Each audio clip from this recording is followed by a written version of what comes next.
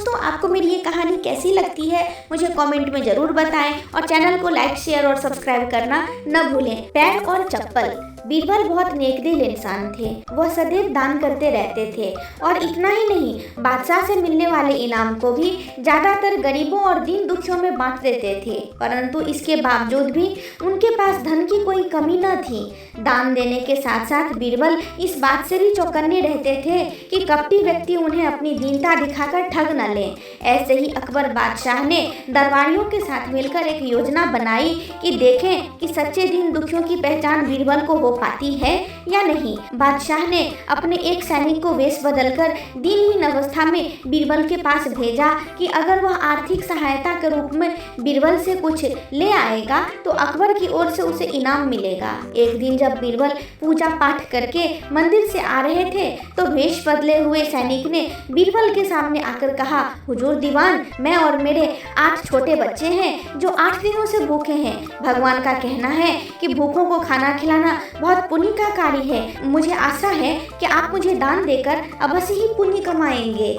बीरबल ने उस आदमी को सिर से पांव तक देखा और एक क्षण में ही पहचान लिया वह ऐसा नहीं है जैसा वह दिखा रहा है।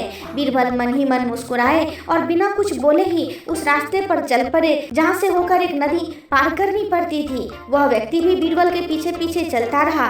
बीरबल ने नदी पार करने के लिए जूती उतारकर हाथ में ले ली। उस व्यक्ति ने भी अपने पैर की फटी पुरानी जूती हाथ में लेने का प्रयास किया। बीरबल नदी पार करते ही कंकरीले मार्ग के आते ही 2-4 कदम चलने के बाद ही जूती पहन लेते हैं। बीरबल यह बात भी गौर कर चुके थे कि नदी पार करते समय उसका पैर धुलने के कारण वह व्यक्ति और भी साफ सुथरा, चिकना, मुलायम और गोरी चमड़ी का दिखने लगा था। इसलिए वह मुलायम पैरों से कंकरीले मार्ग पर नहीं चल सकता था। दीवान जी, दीन दठीन की पुकार आपने सुनी नहीं? पीछे आ रहे व्यक्ति ने कहा। बीरबल बोले, जो मुझे पापी बनाए मैं उसकी पुकार कैसे सुन सकता हूँ? उस भिखारी ने कहा। क्या कहा?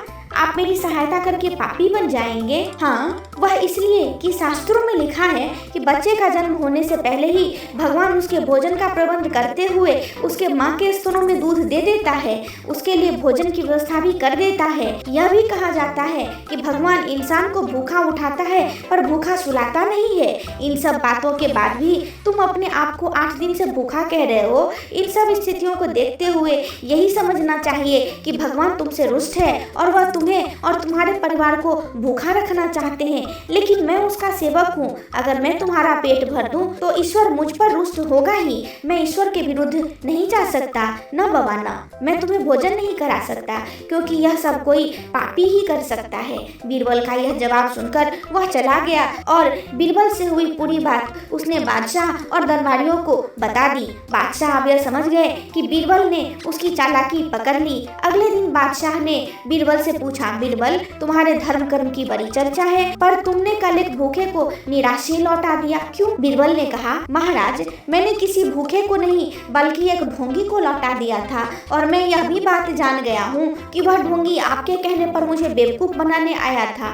अकबर ने कहा, बीरबल, तुमने कैसे जाना कि यह वाकई भूखा न होकर ढोंगी है? बीरबल ने कहा, उसके पैरों और पैरों की चप्पल देखकर। यह सच है कि उसने अच्छा वेश बनाया था मगर उसके पैरों की चप्पल कीमती थे। बीरबल ने आगे कहा, माना कि चप्पल उसे भीख में मिल सकती थी पर उसके कोमल मुलायम पैर तो भीख में नहीं मिले थे, इसलिए कंकर की गरज सहन न कर सके। इतना कहकर बीरबल ने बताया कि किस प्रकार उसने उस मनुष्य की परीक्षा लेकर जान लिया कि उसके नंगे पैर चलने की भी आदत नहीं है, वह दरिद्र नहीं है बल्कि किसी अच्छे कुल का खाता कमाता पुरुष है। बादशाह बोले, क्यों न हो, वह मेरा खास सैनिक है। फिर बादशाह प्रसन्न होकर बोले, सचमुच बीरबल, सचमुच बीरबल, हम तुमसे बहुत खुश हुए। तुम्हें धोखा देना आसान काम नहीं है। बादशाह के साथ साजिश में शामिल हुए सभी दरबारियों के चेहरे बुझ गए। दोस्तों धन्यवाद, आप मेरे वीडियो को देखते हैं और उसे पसंद करते हैं। दोस्तों आप मेरी वीडियो को ज्यादा से ज्यादा लोगों तक शेयर करें। धन्यवाद।